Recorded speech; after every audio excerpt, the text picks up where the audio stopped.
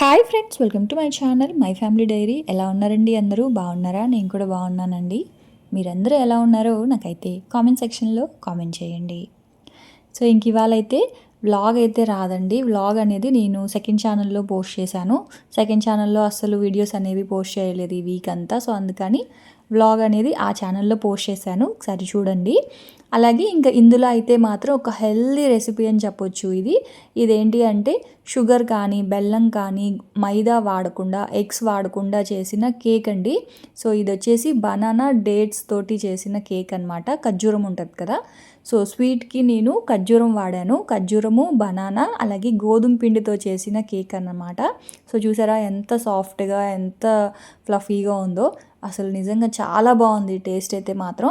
So ఇది eggs కూడా వేయలేదు. మీరు కావాలి అనుకుంటే ఎగ్ కూడా వేసి చేసుకోవచ్చు, ఎగ్లెస్గా కూడా చేసుకోవచ్చు. ఇంకా నేను బీటర్ కూడా యూజ్ చేయకుండా మామూలుగా మిక్సీ జార్లోనే చేసేసాను అనమాట. సో ఇప్పుడు ఈ ప్రాసెస్లోకి వెళ్ళిపోదాం.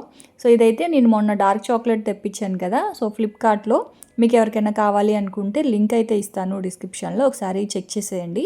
ఇక్కడైతే నేను ఒక 150 గ్రామ్స్ వరకు డార్క్ చాక్లెట్ తీసుకున్నాను.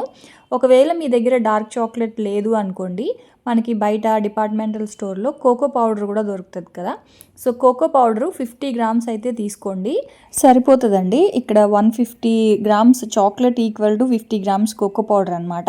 ఎందుకంటే రా కోకో పౌడర్ అనేది చాలా స్ట్రాంగ్గా ఉంటుంది కాబట్టి మీరు ఒక 50 గ్రామ్స్ కోకో పౌడర్ తీసుకుంటే కరెక్ట్గా సరిపోతుంది 250 గ్రామ్స్ గోధుమ పిండికి.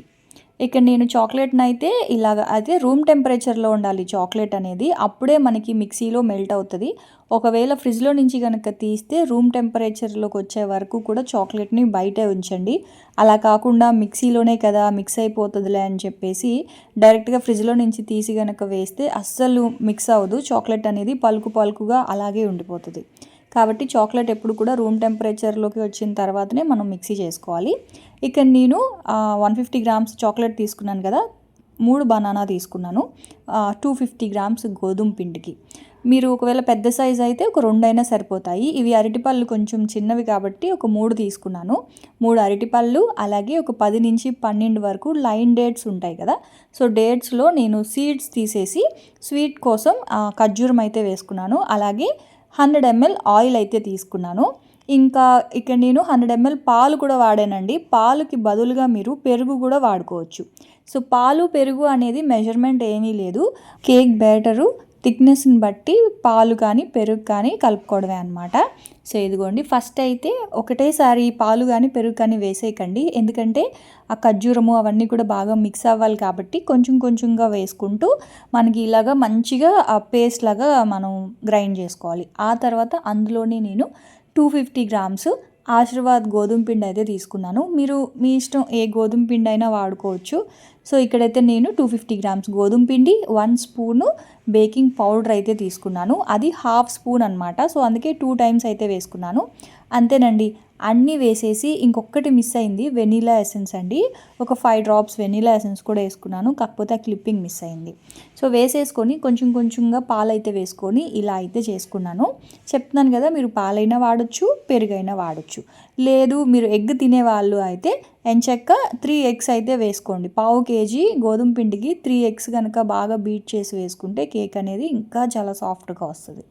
సో ఇప్పుడు ఇలాగ కేక్ మౌల్డ్లో వేసేసి ఇలా మంచిగా ట్యాప్ చేసేసి 45 మినిట్స్ పాటు మీడియం ఫ్లేమ్లో కనుక మనం స్టవ్ మీద ఇలా బేక్ చేసుకుంటే కేక్ అనేది రెడీ అయిపోతుంది.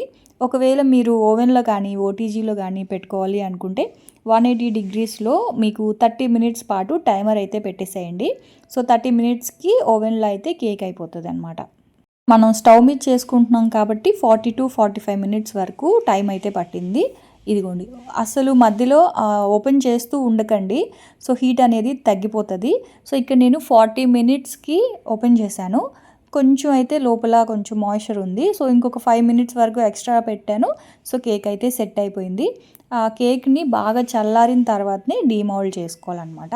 సో ఇదిగోండి, కేక్ అయితే ఇలా వచ్చేసింది. చల్లారిన తర్వాత కట్ చేసుకొని ఇంకా తినేసేయడమే. అసలు నిజంగా కేక్ అయితే చాలా బాగుంది. టీ టైంలో కానీ లేదా పిల్లలకి బ్రేక్ బాక్స్లో కూడా పెట్టాలి అంటే ఇది కనుక ఒకసారి చేసి పెట్టుకుంటే మనకి వారం అంతా వచ్చేస్తుంది. ఒక్కొక్క పీస్ కనుక పెట్టేసాము అంటే పిల్లలకి సో కేక్ మాత్రం నిజంగా చాలా చాలా చాలా బాగుంది. సో అయితే బేకింగ్ పౌడర్ మాత్రం మంచిది వాడండి. లాస్ట్ టైం నేను బేకింగ్ పౌడరు ఎక్స్పైర్ అయిపోయింది వేయడం వల్ల అసలు కేక్ అయితే పొంగలేదు.